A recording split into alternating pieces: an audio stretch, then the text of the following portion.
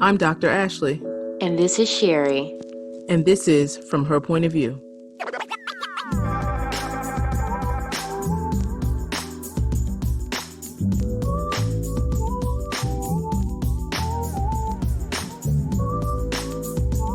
So this is the truth. And the truth that someone wrote down was, I'm afraid of being broken again. How many can relate to that? I am afraid of being broken again. I can definitely relate. Well, I just feel that it's good that that person is able to even voice that, because as women and as Black women, we don't practice self-care. We don't recognize or acknowledge our depression or that we need help, because we by nature are supposed to be so strong. So I definitely can relate to being broken, and it just goes back. It ties right into the self-care, because if you can acknowledge that you're broken, then you recognize that you need people, and it's okay to not be so strong and to be vulnerable so that you don't get in that place again. I think part of actually having been broken is something that kind of fuels our need to be so strong all the time. And then it becomes a cycle because you've been hurt, you've been broken, so you put the wall up, you're strong, and then you won't be vulnerable. So you won't allow yourself to get back in those situations again. It seems like it just goes around and around. And vulnerability is important to have in many situations. I won't say all, in many situations, but it's okay to be vulnerable. But for some people, it's like a dead end, like it just cannot happen. And that can be damaging to yourself. So I'm wondering when that person wrote that down, what they were really thinking about when calling out the term broken. Mm-hmm. Like how they had been broken, because there's so many different things that can happen in our life that break your spirit. So I want to feel like that's the question or something that I wrote. I don't know. It sounds like a me thing. I want to take credit for that, but it was so long ago that we did that I don't know if it was me. But I learned that it's okay to give myself permission to feel, give myself permission to acknowledge that like hurt hurts. Not saying that I didn't or that my actions didn't play a role into what may have caused the relationship to crumble, whatever the case may be. But nonetheless, I know I put 110% into whatever I do, whether that's friendship, relationship, or anything. So whenever it doesn't go the way that I would hope that it go, it breaks me in a sense, because like you are attached to that individual in some kind of way. Like I attach my feelings to you in some kind of way, where so like I don't want to feel that, because like getting your heart broken, it's like grieving. It really is to me. It's like it's really a grieving process. And no, you're not necessarily dead in the sense of like you're not physically here, but it's just like you're no longer in my life in the way that I envisioned it. And so if I could avoid having that happen and going through that emotion, which I know is a part of life, I would rather not go through that. Like I would rather see the caution signs in the beginning and try to take heed of that than to have to endure what goes into recovering from that. So yeah, I've been broken in a lot of situations in my life, and it's something that now I'm 30 and I don't want to go through that moving forward. I want the rest of my life to be broken free if I can. So did you have a question that you wanted to ask or a truth you wanted to expose? Here's the truth. I'm tired of being strong. I'm tired of feeling unappreciated. That's a good one. And I think we all can relate to that in one way or another. Yeah, we touched on that a little bit just a few minutes ago, how that's an expectation. Mm-hmm. Because, you're the strong Black woman, but a lot comes with that. A lot of weight. We carry a lot. And being strong like that can result in you ending up in that broken space that we just talked about? I think I can relate to that. I didn't write that, but I think I can relate to that because, and I don't know if I'm kind of going off, but the real answer so that you can understand what I'm saying. So I've been single for almost 7 years, and Lord knows it has really been difficult. However, because I feel like I'm such a lover, I always want to be in a relationship. When I was in love, I was in love. And when I love a person, I go hard, and I do. I became broken because I gave my everything, and that person couldn't give. They gave what they could back, but it still wasn't just enough. So we parted ways, right? So after 7 years of truly being single, out of all of my friends and my siblings, I am the one that has been the single the longest. Now, with all that being said, I'm strong enough to say, you know what? I can't deal with certain things. I can't go back to just saying I want a relationship because it's going to cost a lot for me to be back in love again. I'm afraid to be vulnerable because I'm afraid that I'm going to get broken. So I feel like by me being strong and standing firm on my word, I'm just not accepting anything. And that's just what it is. And a lot of times, I think a lot of people feel as though, or I feel like it's a stigma out there, like it's something wrong with being alone, when there's nothing wrong with being alone. Because make no mistake, I'm alone, but I'm not lonely, And, my sister is younger than I am, and she's always in a relationship. She feels the need every time we have a conversation. Oh, you should be in a relationship. No, I can be alone. Because guess what? When the bill is due, I can look for me to pay that bill versus somebody being late paying the bill and I'm mad as hell. So being strong is standing firm. For me, being strong sometimes can be firm, and that's just pretty much where I stand with it. Well, you ever heard the saying, sometimes a hero need a hero? Yeah, sometimes with having this image of having to be strong or stay strong, like, we are humans. We are susceptible to feeling a way about things or life getting the best of you or whatever the case may be. And I know me, I always carried this persona that, I was this strong person and this independent and whatever this case may be. And when there came a time where it almost gave people this image, gave these people this image that I was unbreakable. And when I got to a point in my life where I was broken, people didn't know how to receive me. And they did not know how to comfort me because they like, not Toya, not the one who always looked like she got it together.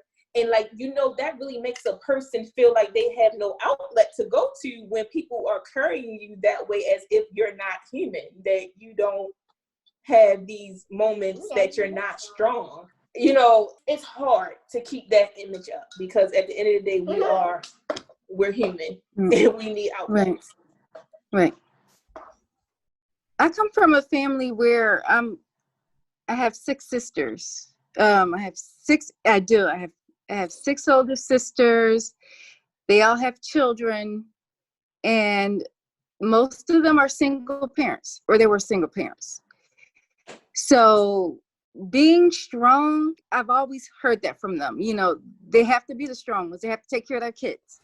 Sometimes they didn't feel appreciated, but in the end, when they're venting to me, when we're venting to each other, we know that we're strong, and we know that we're there to help each other out. So even though we might feel overwhelmed sometimes, we know that as women, we have to take care of our business. We have to handle our business as strong Black women. But as an outlet, there has to be an outlet. There has to be an outlet. So we can get on the phone and talk and chat and do things together. And like you said, with this podcast, some of you feel like this is a great outlet to express that I'm just tired, I'm just tired of being that strong woman. But we really do have to be.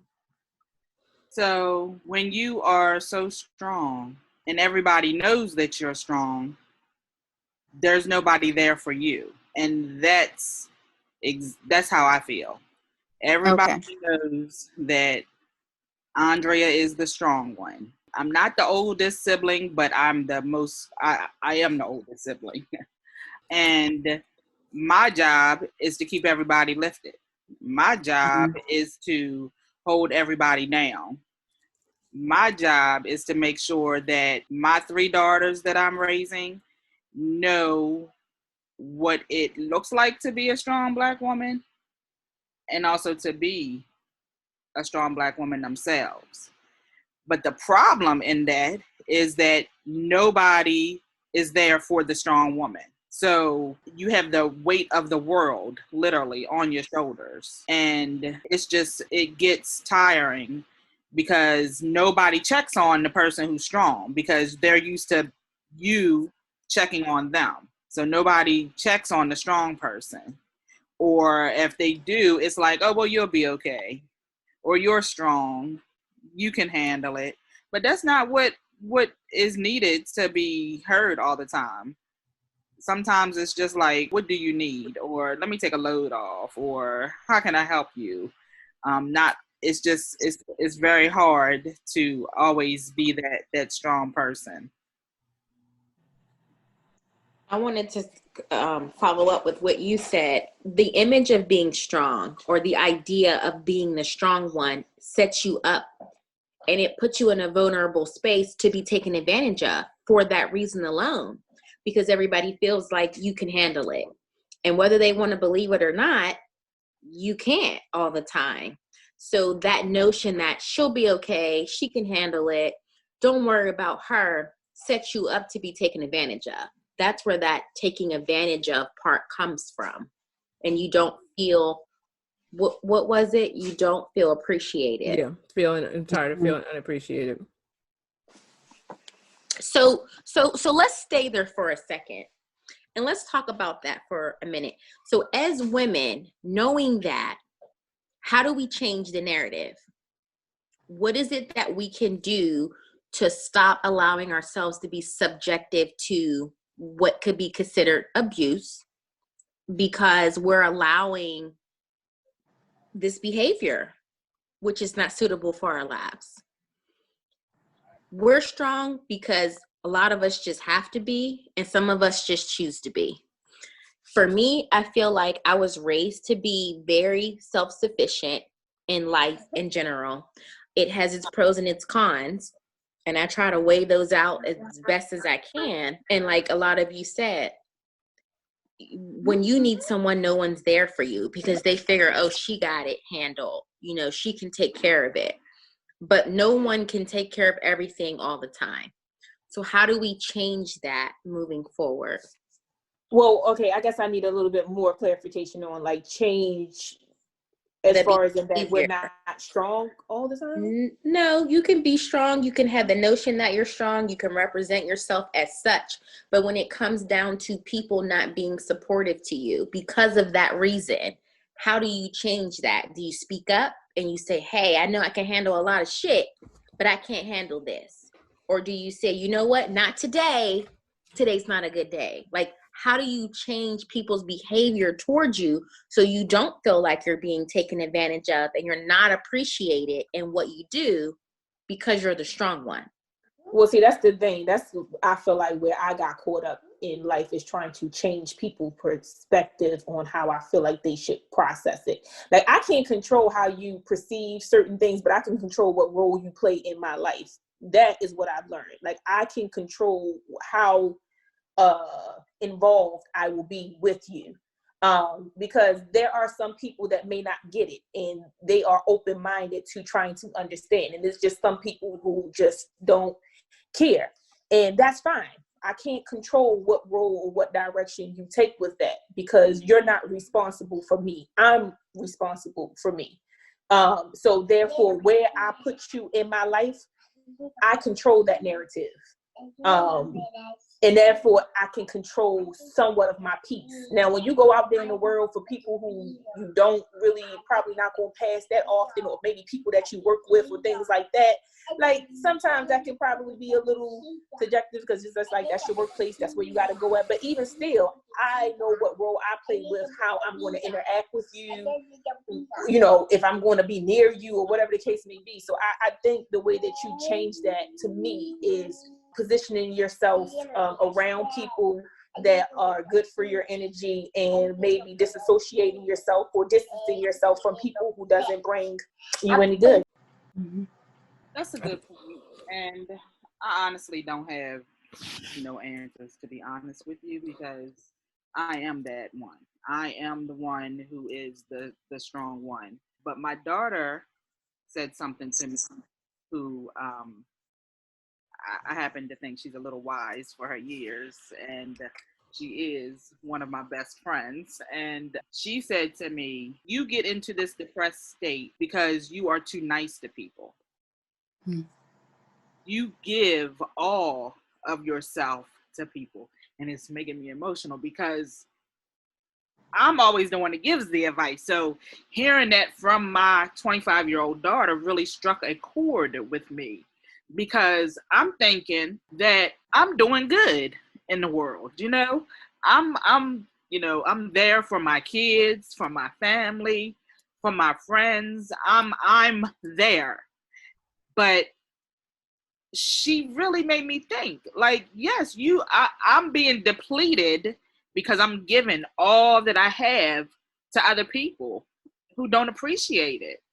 So it was a like aha moment. Like, not only do I have to take care of my children, and not only do I have to, make them self-sufficient and ready to face the world, but I have to take care of myself too. And say no. She was like, "It's okay, mom. You can say no. You can tell people no. You can, cut people off." But that's just not me. I keep telling her, like, that's not my nature. My nature is whatever I can do for you, I'm going to do. But I do have to listen to her because it is breaking my spirit. It's imperative that breaking you listen to my her. spirit. Oh, like I said, she's one of my best friends. Her and my sister are my best friends. And, I'm thinking that I'm giving them advice and helping them through situations. And when she said that, I was like, you're absolutely right. Like, and you trust her. Oh my God, with my life. Yeah. So what she's telling you is from the heart. And that's what I had to sit back and realize. I had to know that this girl got my back, my front, and my side. She's not going to let nobody do anything to me. She's not going to let nobody, not even her siblings, she's not going to let nobody do anything to me. So I had to sit and think, like, she's telling me this from a place of love, because she sees how much I beat myself up and the things that I go through. So she's like, "Mom, you got to stop. You just have to take care of you and know that you raised good, strong daughters, but take care of you." And my issues is really not even with my children. Let's be clear. It's not even with the burden of being a single mom all my life. That's not even a burden. It's just life in general, and the other people, and the job, and it's crazy, Ashley, because I say the same thing every day to my employees. I say every day, this job is going to go on. You, God forbid, die or quit, this job going to go on before you're buried. So I give that advice, but it's hard for me to accept my own advice. But when my daughter said it, it's like been resonating in my mind since she said it. Like, it's okay to say no. You have to say no and take care of you. That goes back to our conversation in episode 3 about self-worth. You know how much you matter. Those people, your daughter is telling you how much you need to take care of yourself is because how much you mean to her. And she knows that you deserve to be cared for in that way. And she needs you to be well. You know what I'm saying? And when it comes down to that self-worth thing, really thinking about how much you mean, not just to them, but to yourself. Like, I gotta be okay. I gotta be okay so I can walk with them. I gotta be okay. And if that means that I gotta take a step back, and no is a complete sentence. Please understand that. That's the subject and the predicate. Period. That's the whole sentence. I don't have No, to justify it. I don't have to explain it. I'm just not going to be able to do it for you. I'm not going to do it. And I love you. Goodbye. I'm not going to be able to do it. And can I add to that? Because when you do that and your children are watching you, you got to think about, what example are you setting? What is it that you're showing them? That it's okay to be a doormat. It's okay to give the world everything you have to give and not get anything in return. Like, it's not okay. And so when your children are watching you do this and go through this, shout out to your daughter, because she know better. She like, the hell, we not doing this. And you not doing this.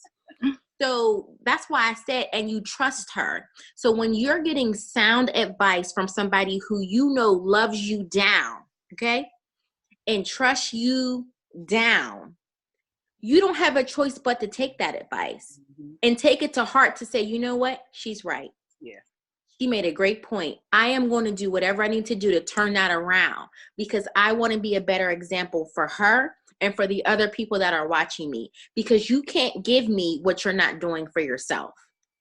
And forget all of them, because of you, for you, not because they're watching or not because of any, that too, but because of you, because you just solely taking care of you is enough. It's okay. You don't need permission to do it. You deserve it. You deserve it. It took a while for me to get there. Mm-hmm. I know. It did, but it's been a lot of work, a lot of therapy, a lot of dollars, but we got there.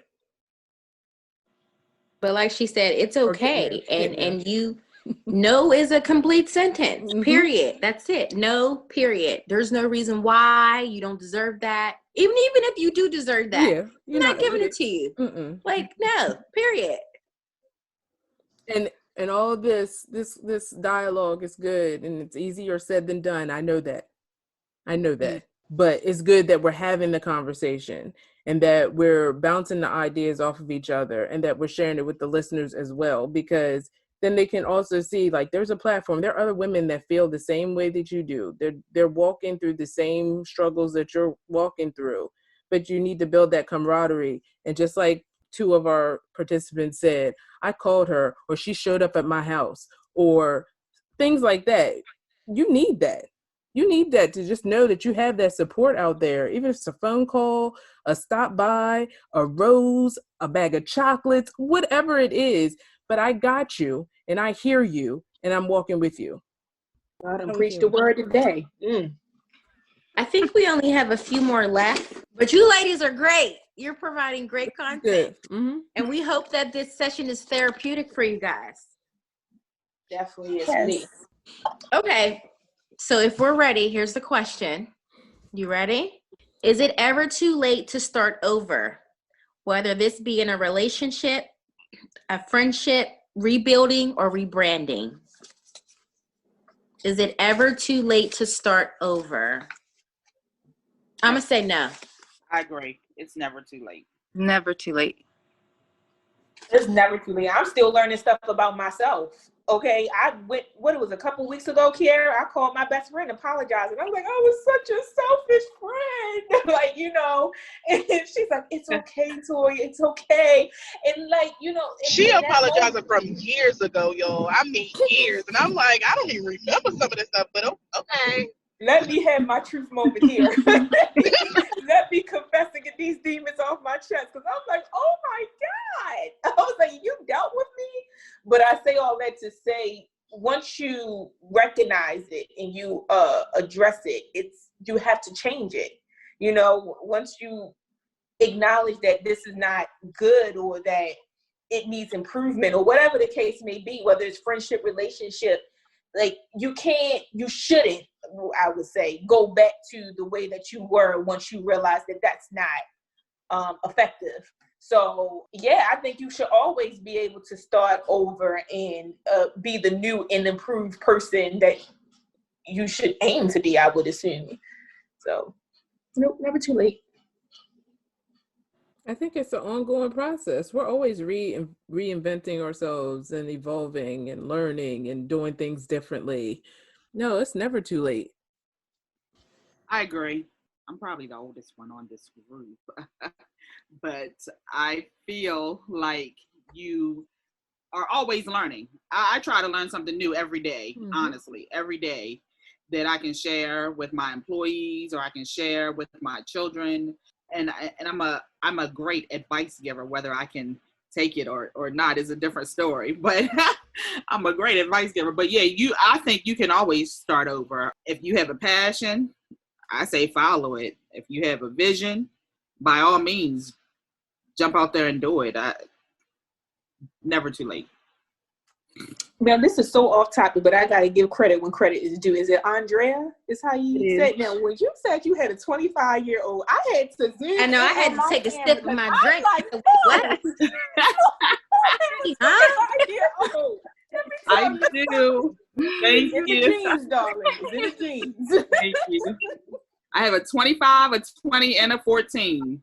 Oh, I can't tell. Oh, you look good. Thank you.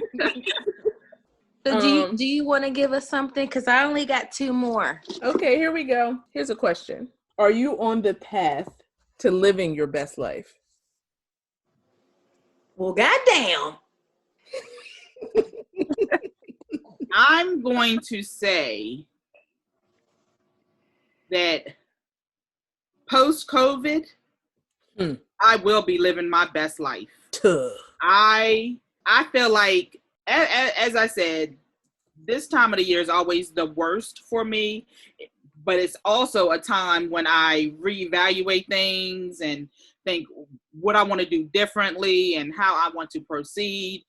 And if COVID was not here, I would be out there. You understand what I'm saying? I want to, and my children are old enough now that I don't have to be with them every step of the way. They are self-sufficient. Even my 14-year-old is self-sufficient. And if she's not, then the 20 and the 25-year-old got her. Mm-hmm. And they already know that post-COVID, I'm taking more vacations. I am doing more stuff with my girlfriends because that's something that I never did. My life revolves around my children. And I have just started to feel the effects of that. And I don't say that to say I don't like spending time with my children, because I do. All my time is spent with them. But I recognize the need and the desire for adult stimulation. And there's no reason why I'm sitting here and not vacationing. Before it was a thing of, I got these little younger children and I got to pay for all of us to go places. Mm-hmm. I don't have to do that now. My oldest can pay for themselves and I can leave them. I feel comfortable now that I can leave them. So when COVID is gone, I will be gone as well. I will be stamping that passport book and I will be living my life. Absolutely. Ashley, can you read the question again? Are you on the path to living your best life? I want to say yes for me, because like she said, pre-COVID, I was in a downward spiral. Like, I can't even deny that. And a lot of people are not privy to what was happening pre-COVID. But for me, I'm actually thankful for COVID because it allowed me to really slow down, figure out what was going on, and then really consciously decide how I want to move forward in my life. We have the podcast up and running. I started my cleaning business. I finished school. My relationship has its challenges. We're still working on that. But it's not bad. And I'm finding ways to, like you said, basically live every day. Even the fact that it gets dark at 5 o'clock today, like every day it gets dark at 5. I went for a walk at 1 o'clock this afternoon and listened to the podcast because I said, you know what? It's chilly outside, but I just need the sun. So whereas though before in my life, I would just think about doing things and then never do them. Now, when I think about it, even the smallest things, 1, 2, 3, 4, 5, I just jump on it. So I want to say, yes, I am definitely on the path to living the life that I feel like I want and I deserve. That's good. I feel like I'm on my path to living my best life. For years, I was stuck in a organization, very good organization, very good job. But when you're in a job that you really feel like it's not allowing you to be the person that you want to be, allow you to grow, and you feel like you're trapped, you can't live the life that you want because you have other passions. So now I feel like I'm on a road to what I'm passionate about, and I'm beginning to grow my career. And I think that allows me to be on a path to living my best life. I think that I'm also on that path to living my best life. We've done a lot of work. My life has changed a lot over the past few years. Finally being done with school, having the kids in a position now where they're self-sufficient. They've learned a lot. They're able to do a lot. Also being in a good space with my husband, being friends, being able to travel and do things together. But I feel like I'm definitely on that path. And also having done a lot of the work that I keep talking about in therapy. It's very necessary, people. Please go and talk to a therapist. It will help you immensely. I don't know why a lot of us don't do that. And maybe you may not think you need to. And even if you don't think you need to, explore the option and go and talk to somebody and just lean into it and, work through things. I feel like once you get a chance to really lay everything out on the table, things that you won't tell your friends and family, you can unload on on your therapist, and that's their job to take it and to help you sort through it. It's really necessary. It's very beneficial. I absolutely feel like I'm on that path now. If starting to create blueprints on what I would like to accomplish and how I would like to go about accomplishing them is like saying that I'm setting off on the path of, revamping. So yes, I would like to say yes. To answer that question, yes. I haven't executed them yet, but I am in the making of coming up with, the plans on what I would like to do. So I would say that is, what is it, path? You're on the path. I'm on the path, yes. I seen a meme online the other day that said something about, I wasted my 20s being a mom. I'm going to wild out in my 40s. That's a damn lie for me. I'm going to wild the fuck out in my 30s. My kids is now 10 and 12, and they are now self-independent. So yes, I'm doing just that. Even though COVID has taken its toll, so I can't quite wow like I want to, but I will be. I plan to just that. Me and my best friend, we're going on trips. We got trips that we got. I finally got a passport. I'm getting that thing stamped next year. I mean, just what I'm saying. I'm getting that thing stamped. So yes, I plan on living my best life and being very unapologetic about it, because I feel like because I'm a mom, I give 1,010% to my children. Okay? I feel like I'm entitled to live my best life. So if I want to drink, I'm gonna get a drink. If I want to go outside, I'm going outside because I feel like I deserve that. Especially if I don't get it, I'm gonna go crazy, So yes, I plan on doing just that, living my best life. Yes, ma'am. Can I say something? Can I not be brought in this? Okay. Okay. Oh no. I keep trying to tell her. I just need 16 hours. That's all I need. Just give me 16 hours. I'll make it work. We're going on a trip from Thursday to Monday. That's all I need. Don't hold me hostage. Don't. I got a passport. We got to go. We got things to do. Kiara is living. Can contest to on the travel. Listen, when I tell y'all, it's so important to me because by me being a young mother, you already get looked down upon and things, and they already look at you crazy. My kids is great. They are awesome. They are self-independent. I think I'm doing all right. One of them make me question, but other than that, I think I'm doing just fine. Well, can I ask a question? By all means. I only want to ask a question because, me and my significant other, we were in here having a Is he putting up signs again? Not this time. This time, y'all notice I've been a little focused this time, because the last time I couldn't focus because he kept putting up flashcards. Y'all ever remember that Carmen video when he was talking to the girl and doing a little call? Yes, that's what I felt like he was doing to me. But we was having a very good conversation, and then we came to a pause where I was like, I'll digress, because it kind of, the energy changed. So I was talking about how men can be very sexist. I'm a feminist. Y'all know how I am. I'm all about women, being equally treated and things of that sort. And so me and him oftentimes debate about that. So I was saying that I feel like Black women have it the hardest in the world. I feel that way. And he does not agree that, Black women have it the hardest. So in comparison to Black men. So my question is, do you feel that Black women have it harder than Black men? Okay.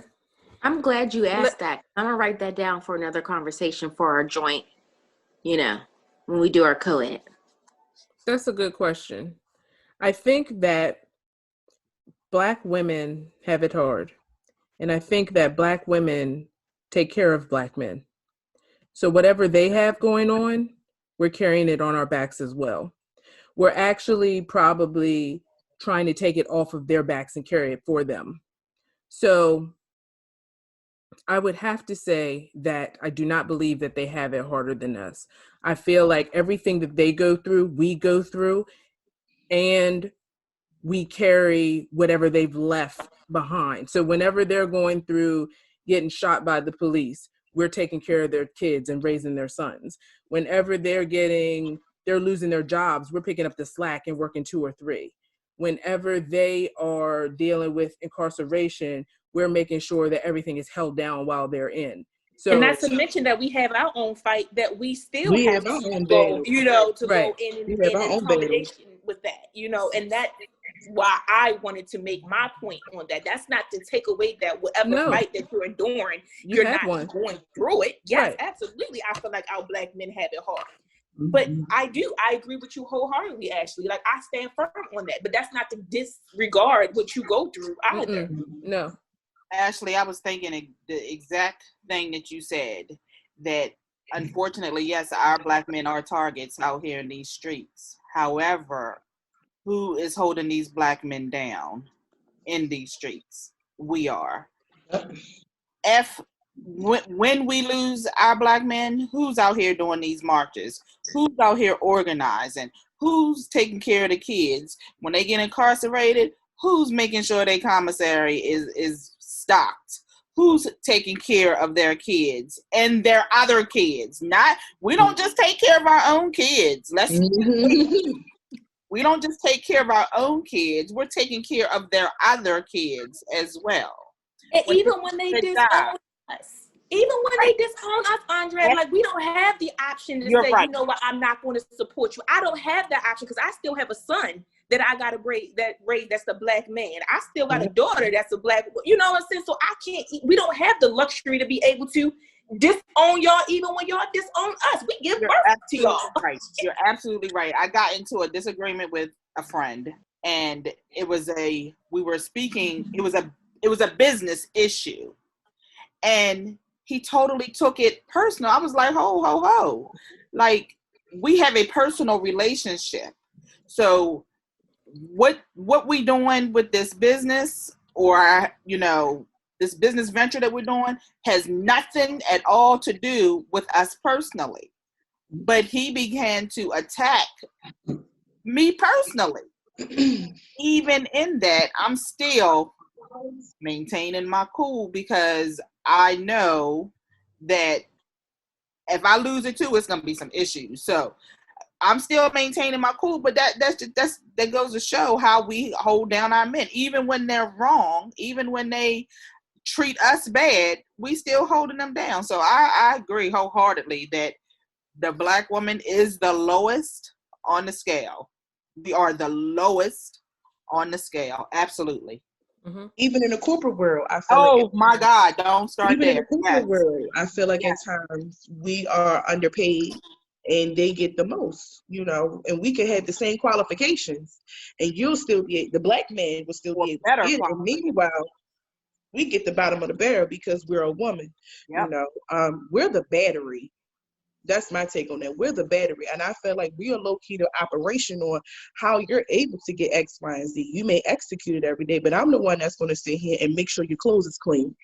Make sure you eat. Make sure you have what you need to put things in place so that you can be this great individual daily. And that's my take on that. Did you hear what Toya said, Sharice, before you?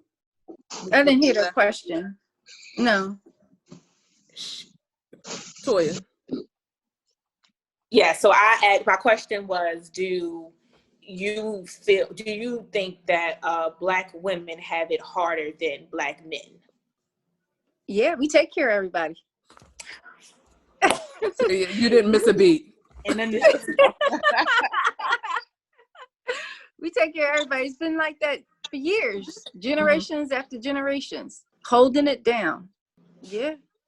And this is the thing that I was trying to say, because the conversation, what led to me, you know, making that statement to my significant other is that even, let's just say that men get to the point, black men get to the point where they're looked at as equal as their white superior, you still are going to take precedent over the woman, because you guys, men, create these laws in these conditions where as though we still got to fight the fight.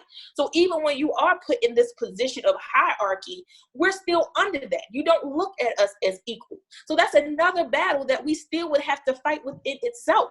You get what I'm saying? Even with uplifting you to get you to that position, I can't even trust that you would even put me in place to be your equal counterpart. Because where in history have you really seen that happen? Right. Where these men, and then I mean, just to take even outside of, we take the race out of it, it's just like men has always dominated and made the laws of the land. And what us women have to do, follow the laws of the land. Because we are women. And that's my thing. Don't make decisions or say I'm not capable of it because I am a woman. If you're going to say I'm not qualified, say that I'm not qualified because I don't meet the policies or the standard that goes into doing a particular job, not because I'm a woman. And that's the thing. You know, well, again, that's where we were going with the sexist conversation. But then from that, he was like, do you really think that black women have it harder than us? And I said, yes. And I stand firm on that. You know, so, but that was my question. I feel like, not to discount what anyone said, but we talked about this in our conversation with the men. We can't put ourselves in their shoes. They can't put themselves in our shoes. Mm-hmm. We see the world a certain way, just as though they see the world a certain way. We may feel like our struggle is way heavier than theirs, and they may feel the same, vice versa. So I think that these conversations are important to have with opposite sex, to have a better understanding of where each person or each, individual is coming from. Right. And that's the thing. To understand doesn't mean to say that your point, that I'm going to agree with what you say, but I could understand and get your perspective with it. And that's why I do wish that our conversation could have continued to be a back and forth conversation, is because I felt like it was opening my understanding with other aspects of the conversation that we had. Again, that wasn't going to combat and be like, no, well, I think you should look at it this way. No, I'm going to tell you my perspective and why I feel like we have it harder. And then you give your perspective of why you feel like men have it harder. But I'm not going to, once you say your stance on it, say that, oh, that's not valid. No, I'll understand. Like, okay, I see. And having the conversation definitely provides insight. So once you have insight, you can take it wherever you want to go with it. Correct. That's a good one. Thanks for bringing it up. All right, my question sucks. Next, there's no comparison to that now here, but I'll read it anyway. And if you all want to engage, by all means. So there's one question and one truth. The one truth is that I feel I deserve better in life as a whole. And that could be taken down a lot of avenues here. So I feel I deserve better in life as a whole. This person must have really been taken for granted. Because I feel like that's the only way a person feels so entitled is when they've been through so much, when you just feel like, you know what, I've been through enough, I deserve everything. Or you do have some people that just feel like they just entitled. Yeah. It's kind of hard for me to answer that question because I would need some type of context behind that, because that could be, like you said, taken in so many other avenues. Like, I feel like I need a raise at my job. I feel like I'm entitled to get a raise in my job. So, what we pay for all the robes and hats I wear there. So, the first thing that came to my mind when I heard that question or that statement was, so go get it. Go get it.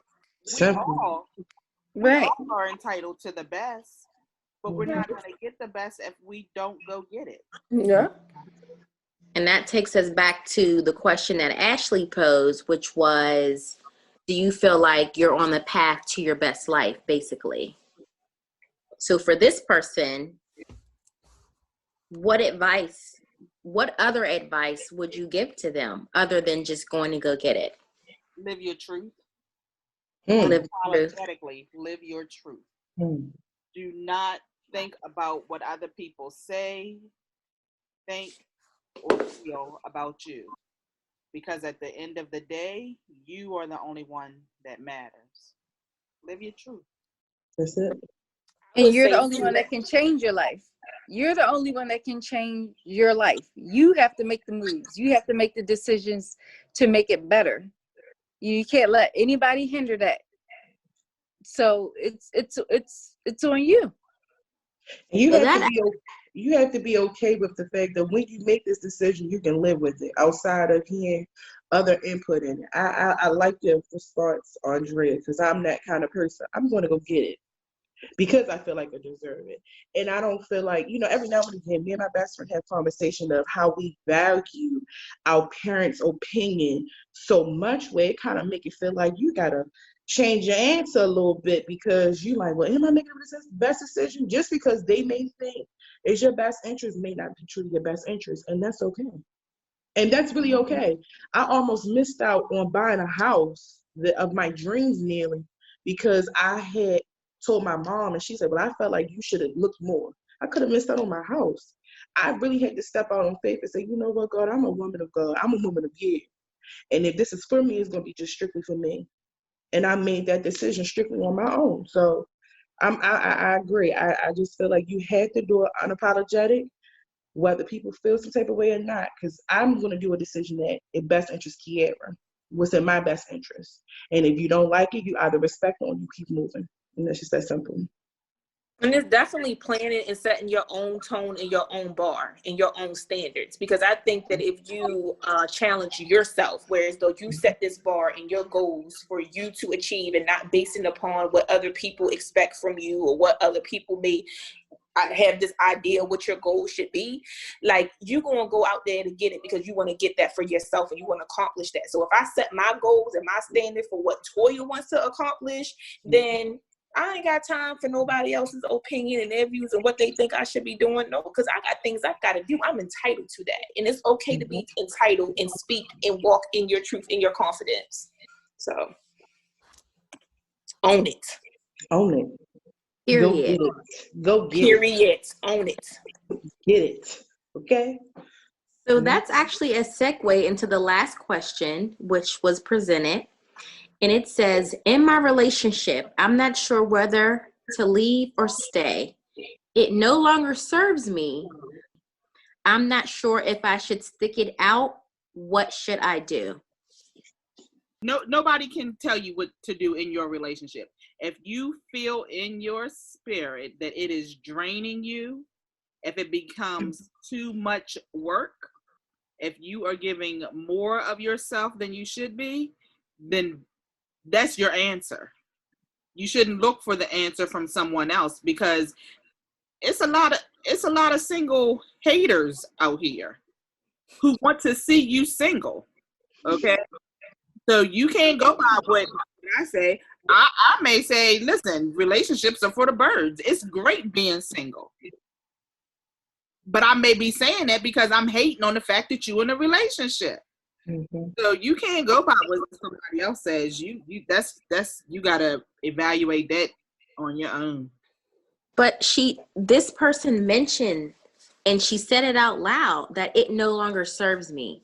So you have admitted out loud to yourself and to others that you're in a relationship that no longer serves you, but yet you remain. What should you do? At this point, do whatever the hell you want to do. Yeah, you don't need You us to tell know you. that this ain't working out. I was just about to say the same thing. She's just looking for someone to say yes, it's okay. She's looking. You don't need us to do that. With Yeah. her. Our okay, sis. Mm-mm. If you're already there, then yeah, you need to walk away. Mm-hmm. And part of me questioned, like, was the tone set from the beginning, right? Because if you knew, to me, and this may be going a little bit too much into it, but if you knew who you were when you started that relationship and you set the tone from the beginning, like if dude is not doing what he's supposed to do, or that it's not satisfying you in that way, like you don't need anybody to answer that question for you, darling. Like that's up to you. If it's not working for you, you don't need Toya, you don't need Andrea, you don't need you don't need us to tell you that you gotta go, darling. You know you gotta go. Now what you gotta figure out what's keeping you there is what's there, because you stand there for a reason. Because if you got to ask for somebody to validate that for you, then that's for you. You got to dig deep down in you to figure out what it is that's keeping you there. Is it convenience? Is it complacency? Is it any of those things? What is it? Because if the thrill ain't there, darling, you got to go. And Victoria, that's a great point. That validation. You're seeking validation not taking care of you. You got to take care of yourself. You can't get that validation. Yeah. Because what I don't want you to do is come back and be like, well, Toy, you told me to stay. Like, oh, hold up. Then let's talk about accountability here. Like, you asked me, I gave you my opinion. Because remember, I'm only going off of the situations that you told me y'all were going through. And maybe to my scale of going through stuff, to me, that's not a breakable situation. Like, that's not something that I would gauge to break up with somebody for. You know what I'm saying? But that's me. But don't come back later on and say, well, you told me to stay. See, that's why I don't like asking questions like that. I'm like, what you feel like you should do? But I feel like the person, whoever wrote the question, she answered the question herself. I was just about to say the same thing. Like it no longer serves any purpose in your life, but you have accepted to stay. So asking for someone else's opinion is it's not relevant. It's a it's not. So that's what why she say on a housewife. What's that show? Is a non-motherfucking factor. Like, you know, let's Evelyn say that. So we've been through everything. That's what was the first question? Empty. I'm curious to know. I'm sorry. What was the first question we asked? What was the first question we asked? I'm so sorry, y'all. Did you start? I didn't stuck them in the couch. Hold on. Oh Lord. Okay, so one of the questions was, what validates you as a person? We talked about that was the first one. Yeah. What do you feel validates you as a person?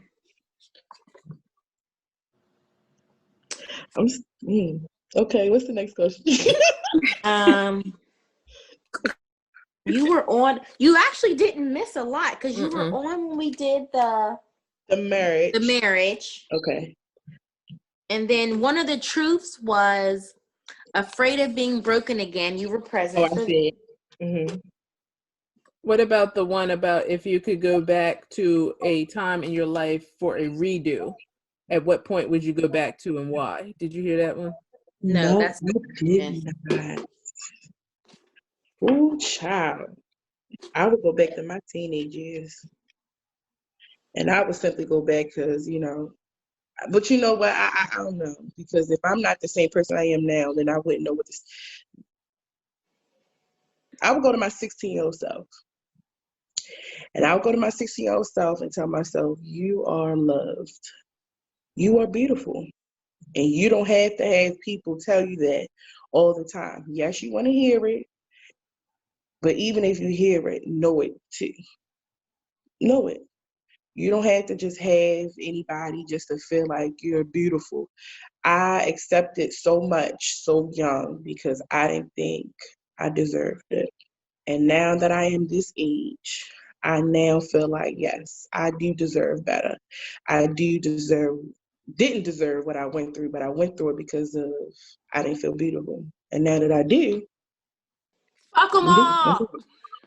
Period. I'm gonna tell you, the Right. last one we did, we had a lot of tears. So don't be I shy got about the tears. Like I that's got choked up because I'm telling you, I was so broken and I couldn't tell you why. I really couldn't. And let me tell you, my best friend and I, we've known each other since we were 8 or 9, but we didn't become best friends until we were 14. And you have to just only imagine how beautiful I thought she was. I mean, beautiful. Confidence on 1,000. I'm trying to tell you, couldn't tell this girl nothing. You hear me? She walked around with her head held high. I'm a virgin. I'm a virgin. That is one thing that always sticks out about me, about her, is Toya will always be like, Not no what? more. Okay. Then we had a moment on a bus one day, and we talked about insecurities. And I was so appalled because I'm like, you too? I'm walking around thinking I'm the only one with sagging titties at 14. She said, me too.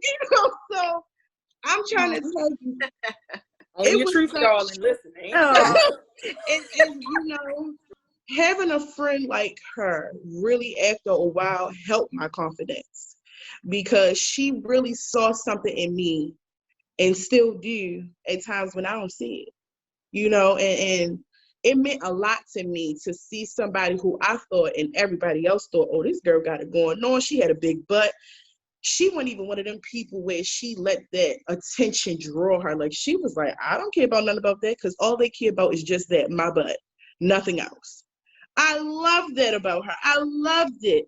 But the con to that is one of the questions that we talked about, being strong. I was one of them people that put her on that pedestal. I did. And it wasn't until recently my heart broke when there were situations that took place and I realized, oh my God, she's still human like me. She still go through things like me. And so I wanted to comment on that, but I couldn't talk upon that because I was driving and the service was bad. But I really wanted to speak on that too, about being strong. And a lot of times, people put you there, you don't even realize it. And I put her there and didn't necessarily mean to, but when you walk around with so sure of yourself in life, I would have never known that Toya was a person that every now and again the weak was, had weak moments. I would have never known. Oh my God. But that's pretty much it for me. But as far as in going back, I would definitely tell myself, please love yourself more. Because I'm teaching my daughters that today. I'm trying to teach them that early. Love on yourself. It's okay to love yourself. It's okay to be unapologetic early. Set the tone early. I wish that was something I did more when I was younger. I really did wish that.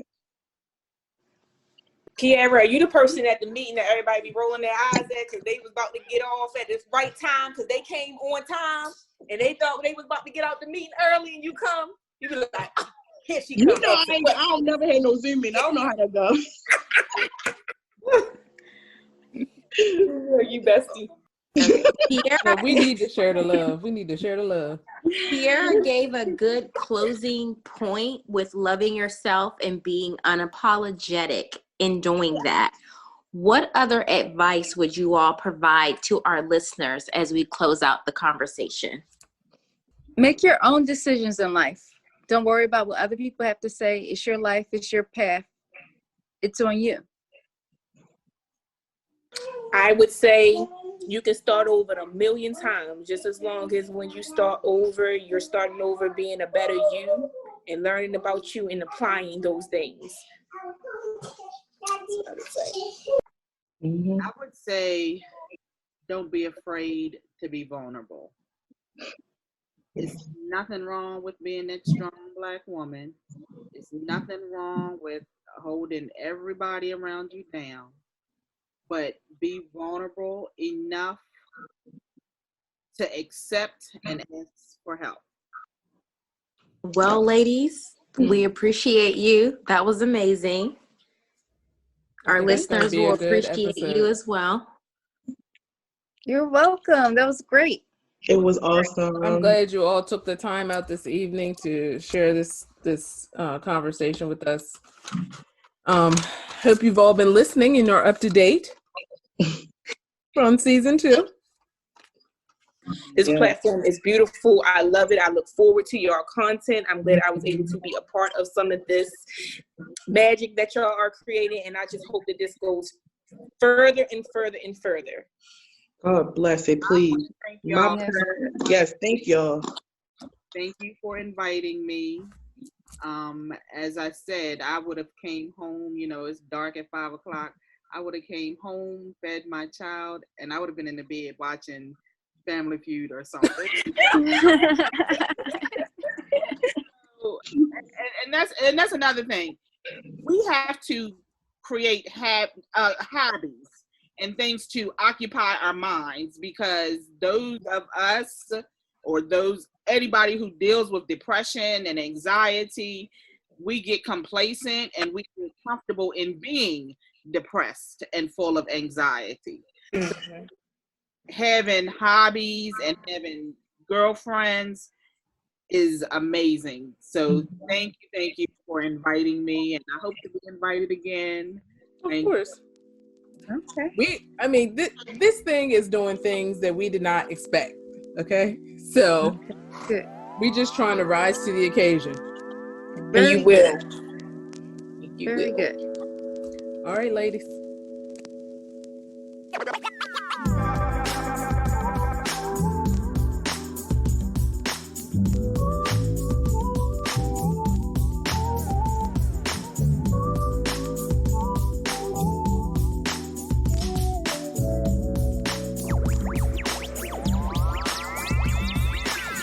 You've been listening to From Her Point of View, the show curated specifically for women by women, covering a wide range of topics. Though this is From Her Point of View, we want your point of view too. Become a part of the show. Questions, comments, and feedback are welcome through Instagram and Facebook, where we post regularly. Email us at fromherpointofviewllc@gmail.com. Leave us a voicemail at 443-507-8032. Tune in weekly, and please share with your family and friends, as we can be found on your favorite platforms: Apple Podcasts, Podbean, Google Podcasts, Spotify, and Amazon Music. Thank you for listening to From Her Point of View.